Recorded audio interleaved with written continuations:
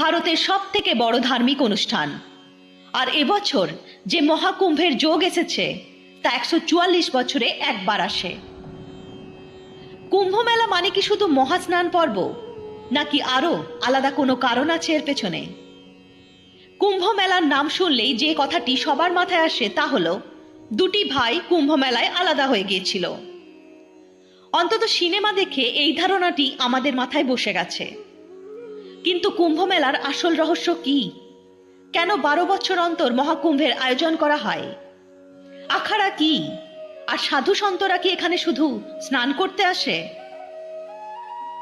ভারতবর্ষের 4টি স্থানে এই মেলার আয়োজন করা হয়।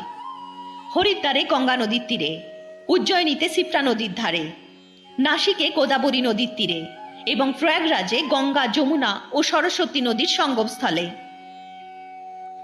এখন প্রশ্ন হলো যে এই 4 স্থানে কেন কুম্ভ মেলা হয়? এর পেছনে একটি পৌরাণিক কাহিনী আছে। সেই কাহিনী অনুসারে সমুদ্র মন্থনের সময় দেবতারা দানবদের সাহায্য নিয়েছিল, আর ঠিক হয়েছিল যে সমুদ্র মন্থন করে যা বের হবে তা সবাই সমানভাবে ভাগ করে নেবে। সমুদ্র মন্থন করে যা ধনরত্ন বার হয় তা সমানভাবে ভাগ করা হয়। কিন্তু যখন অমৃতের কলস বের হয় তখন দানবরা তা একাই নিয়ে নিতে চায়। এই জন্য দেবতা ও দানবদের মধ্যে তুমুল যুদ্ধ বেঁধে যায়। ঠিক এই সময় বিষ্ণু ভগবান তার বাহন গরুড়কে এই অমৃত কলস নিয়ে উড়ে যেতে বলে।